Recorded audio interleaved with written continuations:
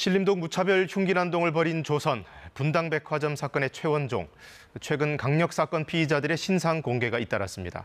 하지만 이른바 머그샷, 체포 이후에 제대로 찍은 사진은 이번에도 볼 수 없었습니다.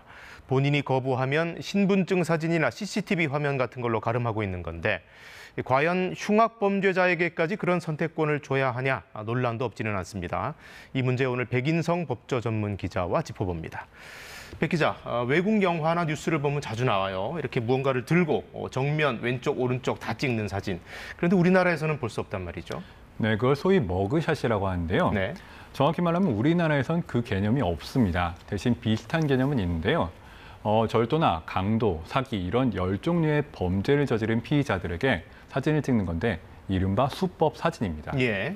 범행 수법 기록용이라서 강제로 찍는 것이고 경찰이 전후좌우 사진을 찍습니다.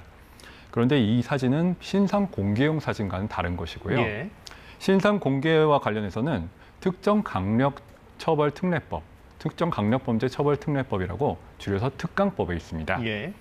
특강법은 공공의 이익 등 요건에 맞으면 피의자 얼굴을 포함해서 신상 정보를 공개할 수 있게 허용을 하고 있는데 정작 어떤 사진을 공개하는지는 규정하지 않습니다. 예. 대신 경찰청 훈령에 피의자의 동의를 얻어 촬영한 영상, 사진을 공개할 수 있다 이렇게 나와 있는데 뒤집어 말하면 사진을 피의자 동의 없이 찍거나 공개할 수가 없는 겁니다.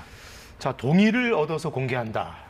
과연 동의를 해주는 피의자가 실제로 있긴 있을까요? 당연하게도 굉장히 드뭅니다. 2010년에 피의자 신상 공개 제도가 강호순 사건 때문에 도입이 됐는데 네.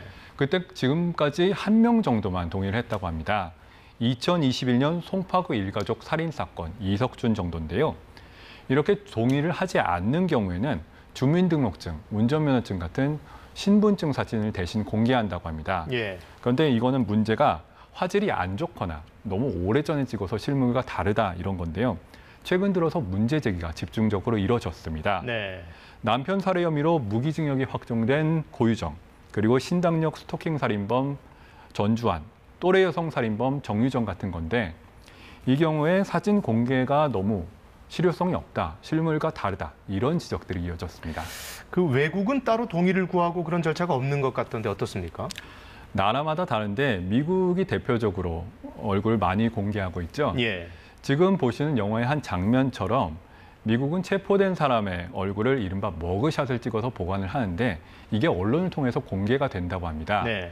이 때문에 마이크로소프트 창업자 빌 게이츠나 영화배우 맥컬리 컬킨, 페리스 힐튼 같은 유명인들의 사진도 얼마든지 온라인으로 쉽게 찾아볼 수 있는 건데요. 예. 영국도 기소 후에 피고인 실명을 공개하고 있어서 얼굴 공개 관련해서는 제한이 특별히 없는 편이라고 합니다. 그런데 반면에 독일 같은 경우는 다른데 범죄에 대한 명백한 증거가 있더라도 수사나 재판 과정에서 얼굴을 공개하지 않는 게 원칙이라고 합니다. 자, 국내에서도 신상 공개 확대 또 머그샷 공개 논의는 꽤 있었던 것 같은데요. 그렇습니다. 지금 법률안이 많이 발의가 돼 있고요. 예. 실제로 20개 가까운 법률안이 법사위에 계류 중입니다. 예. 다만 통과된 건 없는데 막상 검토 작업에 들어가니 세부 쟁점들이 많은 걸로 전해졌습니다. 사실 법조계 전문가들 사이에선 이 얼굴 공개 확대 관련해서 신중론이 만만치 않은데요. 예. 우선 헌법상 무죄 추정 원칙에 반한다.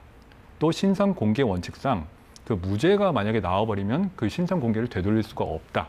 그리고 주된 근거인 범죄 예방 관련해가지고 효과가 과연 있느냐 이런 불분명하다는 우려가 있습니다. 네. 이 때문에 얼굴 공개를 확대하는 관련 개정안이 국회를 통과하더라도 피의자의 이의 신청 같은 절차적 권리를 보장해야 된다는 목소리가 나옵니다. 최근에 조선이나 최원종 같은 경우에는 사실상 현행법으로 잡힌 경우라서 말씀하신 그 무죄 추정 원칙 같은 것도 일반 국민적인 정서에서 볼 때는 좀 애매한 부분이 있을 수도 있겠네요. 그렇습니다. 마무리하겠습니다. 백인성 법조 전문 기자였습니다. 안녕하세요. 이소정입니다. 대한민국에서 가장 정확하고 빠른 뉴스는 KBS 뉴스 채널을 구독하면 만날 수 있습니다. 뉴스 제보는 언제 어디서든 카카오톡이나 KBS 앱으로 간단히 할 수 있습니다. 시청자와 함께 KBS 뉴스를 만들어갑니다. 감사합니다.